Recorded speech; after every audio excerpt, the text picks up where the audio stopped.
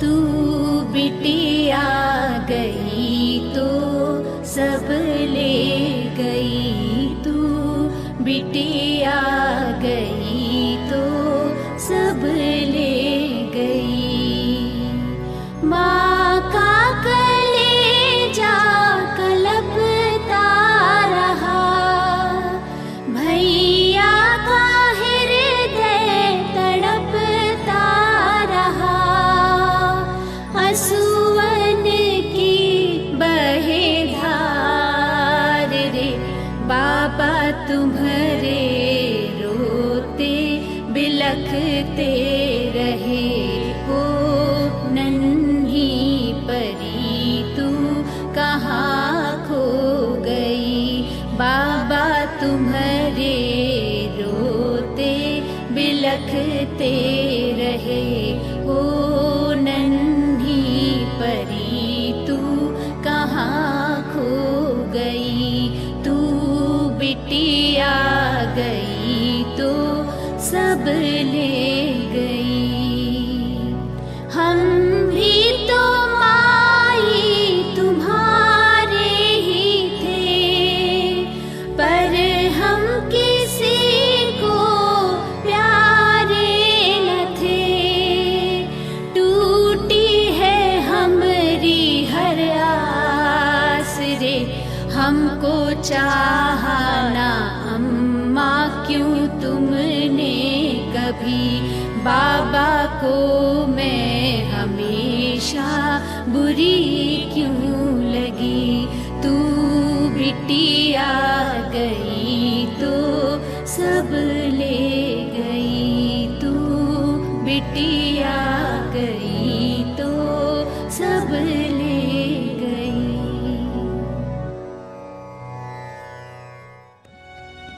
अजनबियों पर भरोसा कितना खतरनाक साबित हो सकता है, सुनते हैं रेडियो धारावाहिक नन्ही परी की 9वीं कड़ी में देवी मैया।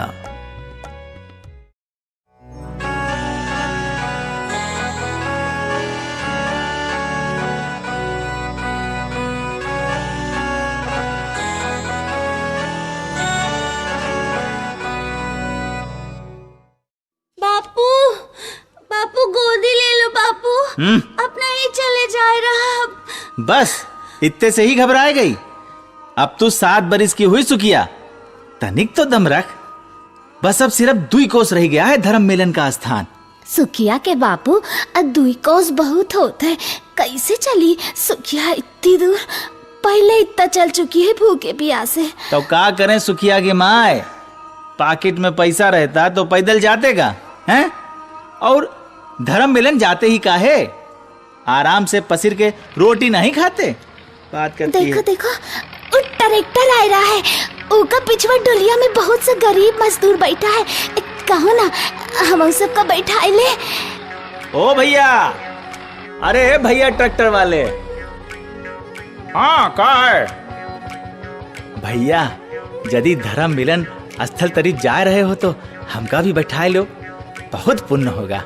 हाँ हाँ चलो बैठी जाओ, होशियारी से बैठो। लेकिन ये बाबा जी का विशेष प्रबंध है धर्म सम्मेलन खाते। बाबा जी की जय हो, बाबा जी की जय हो। उनकर प्रताप चारों दिशा और 7 आसमान फैले। ए हो, बाबा जी का गरीबी सच्चे दूर कर देते का। हम उंगली का ठवाए कि तुम तो पहुंचे पकड़ने लगे। आए इतना जरह का टेम नहीं है हमरे पास।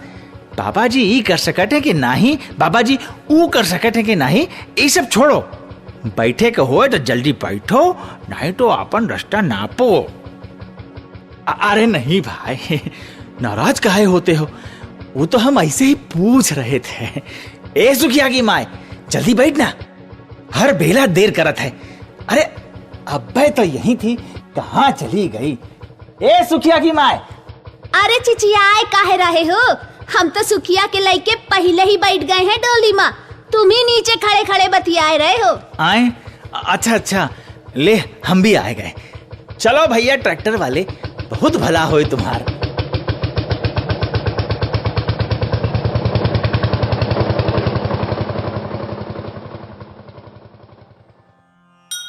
जिसका जन्म हुआ उसकी मृत्यु अवश्य होगी, जिसका आदि हुआ उसका अंत अवश्य होगा। कोई शीघ्र प्रस्थान करेगा, कोई विलंब से, लेकिन प्रस्थान तो होगा ही सबका। बरसात के फतिंगे की जीवन लीला कुछ घंटों में समाप्त हो जाती है। मक्खी की मृत्यु कुछ दिनों में ही हो जाती है। मनुष्य कुछ वर्ष जीवित रह लेता है। मनुष्य और फतिंगे में, मक्खी में विशाल अंतर होता है। मनुष्य की लालसा होती है कि अधिक से अधिक वर्षों तक जीवन आनंद का भोग करे, लेकिन कोई अभागा केवल 7 दिनों में शरीर त्याग देता है, कोई मात्र 7 वर्ष में चल बसता है, तो कोई भाग्यशाली 70 वर्ष बाद वैकुंठ गमन करता है। और देखो, कोई जीवन पर्यंत कष्ट ही भोगता रह जाता है, दुख ही झेलता रहता है, व्याधियों से ही त्रस्त रहता है, तो कोई आजीवन आह्लादित रहता है। कभी विचार किया है आपने कि ऐसा क्यों होता है? हैं? नहीं किया ना? मैं बतलाता हूं इस समस्या का समाधान। जो सच्चे गुरु की शरण पा जाता है, सही स्थान पहुंच जाता है, उसे दीर्घ जीवन, पुत्र पुत्री, पौत्र पौत्री की प्राप्ति होती है। जिसे गुरु नहीं मिलता, उसके जीवन के बारे में बोलना भी व्यर्थ है। तो हमारा तो मात्र यही संकल्प है कि आप में से जो धर्म पारायण सुसंस्कारी जन हैं, उनका जीवन सुखमय रहे। किन्हीं को विशेष कष्ट हो तो कल रात्रि होने वाले विशेष हवन में सम्मिलित हो, धूनी ग्रहण करें और जीवन सफल करें। सुखिया, ए सुखिया, उठ, अखियां खोल, ठीक से बैठ। देख, बाबा आशीष देते इधर ही आए रहे हैं।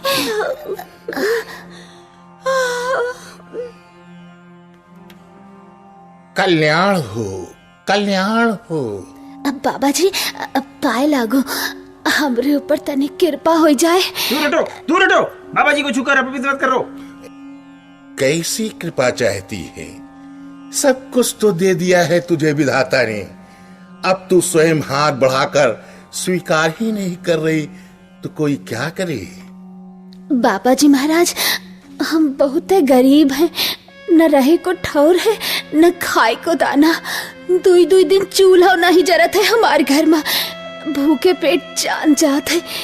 अपने तो भूख सही हो ले, बाकी ये बच्ची को भूखे सुलात कलेजा फट जात है। बड़ी भाग्यशाली है तू। ये तेरी पुत्री है? जी हाँ बाबा जी महाराज, हमारा लड़की है। इस कन्या में लक्ष्मी के समस्त लक्षण विद्यमान हैं। केवल उन्हें दोष मुक्त करने की आवश्यकता है। इसमें तेरे लिए, सौभाग्य के लिए ऐसे द्वार खोलने की क्षमता है कि तेरे द्वार गौ बंधे, सेवक दल तुझे सिठानी पुकारे, तू तख्त पर बैठ सुबह शाम रुपए गिने। बाबा जी महाराज, आपका प्रताप बुलंद रहे। जैसन आप कहते वैसन अगर हो जाए तो दिन रात आपकी पूजा करें। होगा, होगा क्यों नहीं? व्यर्थ शंका क्यों करती है?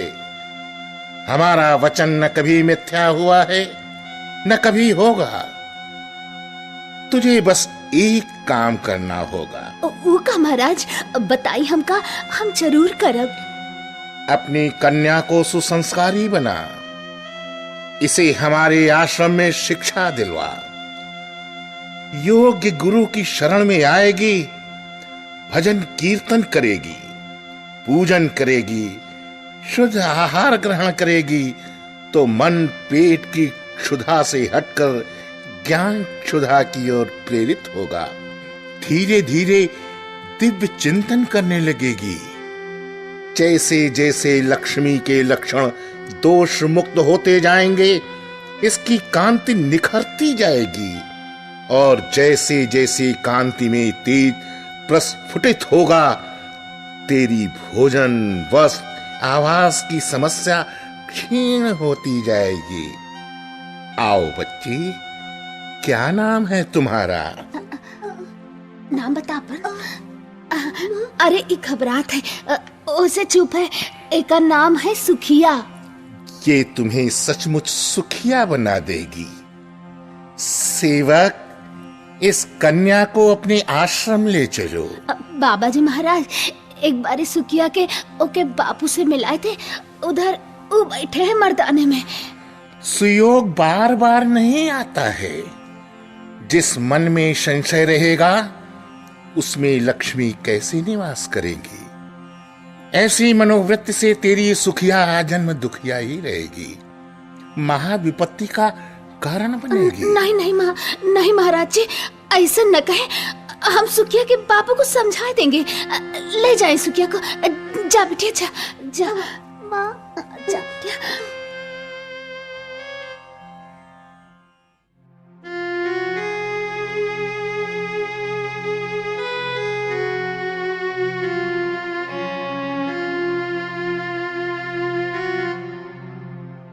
सुखिया गई। चलो ठीक है, हुआ। हमरे जैसा भूखे ना मरेगी, है ना? लेकिन ओके जाए से पहले एक बार देख ही लेते तो। भाई तो आज फिर ही आए हैं धर्म मेलन में, लेकिन यहाँ सब कहत है कि एक बार लड़की का आश्रम मत दई दे तो सबर करो, रोज की मेल मुलाकात भुलाए दो। हाँ, अपन अपन भाग होए हैं। देखें, जब आए गए हैं तो हवन की धूनी लेते चलें। ज्यादा दूरी ना है हवन के जगह। चलो सुखिया के बापू, हो सकत है कि धूनी से हमरो भाग पलट जाए। हाँ हाँ, चल।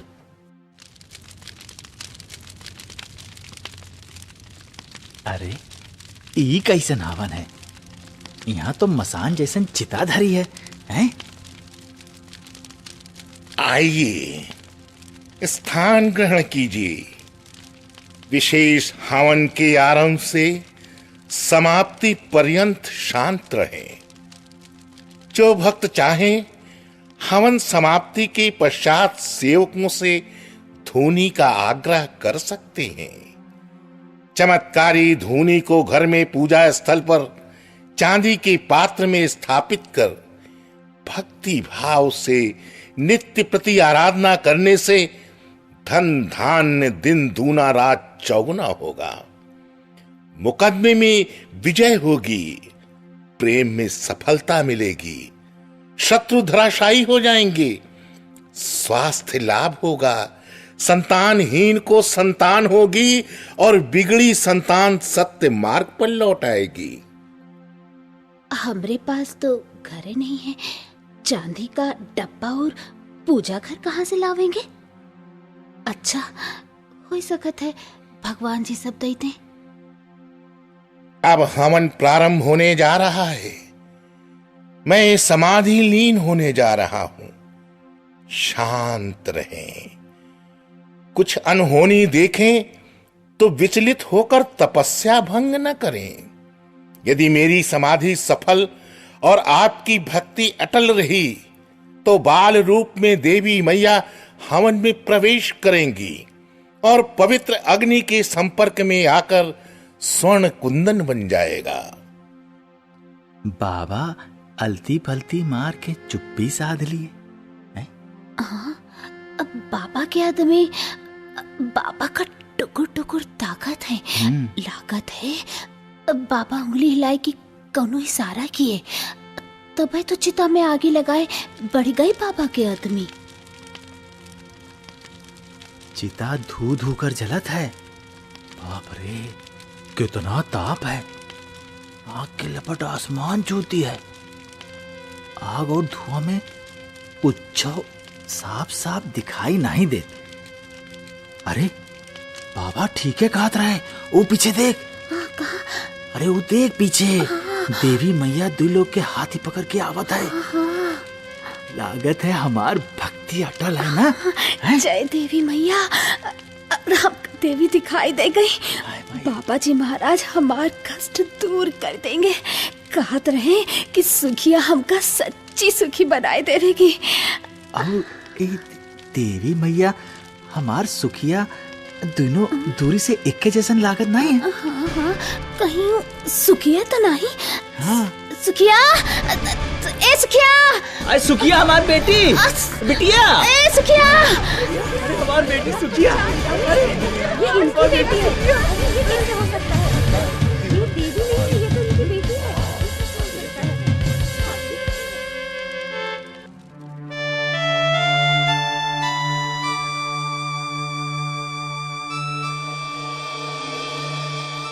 सुखिया के अभिभावक निर्धन और अनपढ़ आदिवासी तो हैं, लेकिन डरपोक नहीं है। उनकी निडरता की बदौलत ही ये ठग गिरफ्त में आया है। रिपोर्टर साहिबा, निडरता जरा विस्तार से बताइए इंस्पेक्टर साहब, ताकि ये रिपोर्ट थोड़ा ऑथेंटिक बन सके। अब देखिए, बाबा के भेष में ये ठग वर्षों से हवन में देवी के प्रवेश का मति भ्रम पैदा कर रहा था। जनता जब तक एक बार किसी पर अंधविश्वास कर लेती है तो उसकी तो पांचों उंगलियां घी में और सर कढ़ाई में ही हो जाता है।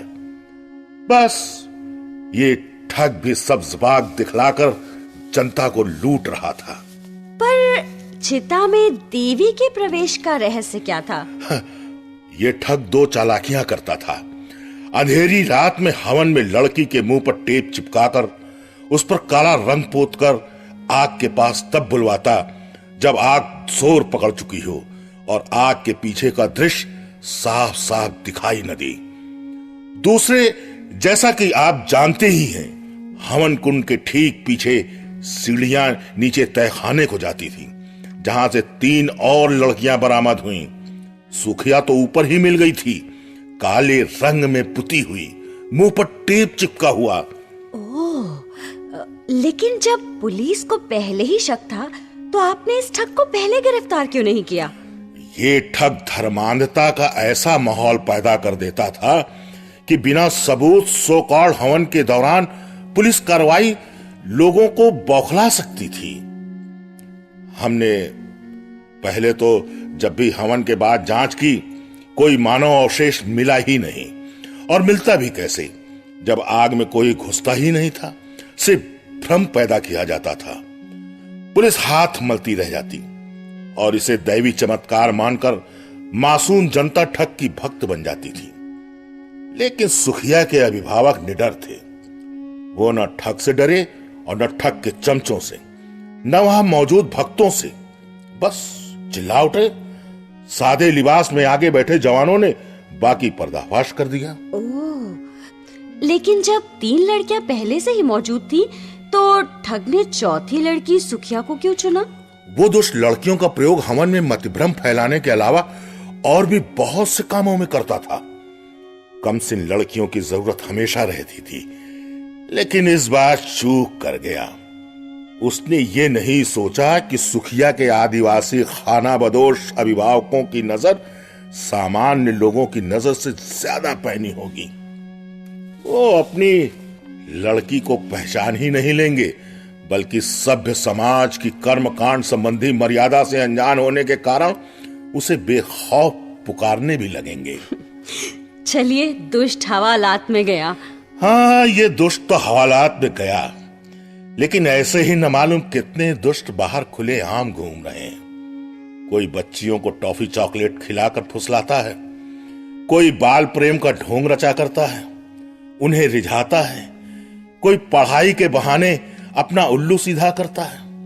और सबसे ज्यादा खेद की बात तो यह है कि ऐसे ज्यादातर मामलों में अभिभावक अजनबी पर जरूरत से ज्यादा भरोसा करके खुद अपनी बच्ची को खतरे में डाल देते हैं। जब माँ बाप ही जाल में फंस जाएं, तो बेचारी बच्चियों की क्या बिसात। ठीक कहते हैं आप। अभिभावकों को चौकन्ना रहना चाहिए।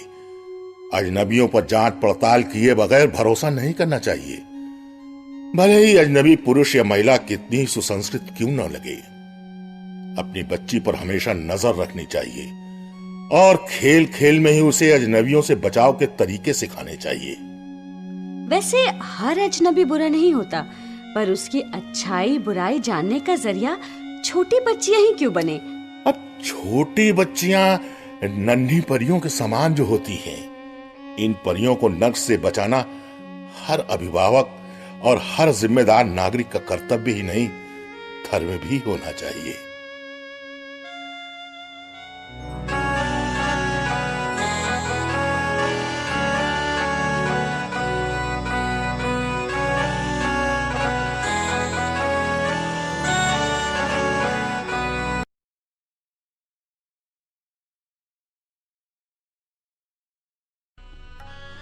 अभी आप सुन रहे थे बालिका संरक्षण पर आधारित रेडियो धारावाहिक नन्ही परी की 9वीं कड़ी देवी मैया।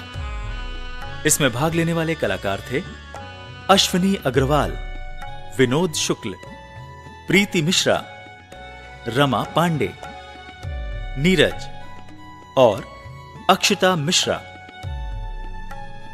शोध और पटकथा अमिताभ वर्मा, निर्देशन तथा संगीत प्रीति मिश्रा, तकनीकी सहायता अनुपम गुलवाडी और प्रस्तुति थी नीति शुक्ला की। अगली कड़ी में आपसे फिर भेंट होगी एक नए विषय के साथ। तब तक के लिए नमस्कार। तू बिटिया गई तो सब ले गई, तू बिटिया गई तो सब ले गई। माँ का कलेजा कलपता रहा, भैया का हृदय तड़पता रहा। आंसुअन की बहे धार रे, बाबा तुम्हारे रोते बिलखते रहे। ओ नन्ही परी तू कहाँ खो गई, बाबा तुम्हारे रोते बिलखते रहे। ओ नन्ही परी तू कहाँ खो गई, तू बिटिया गई।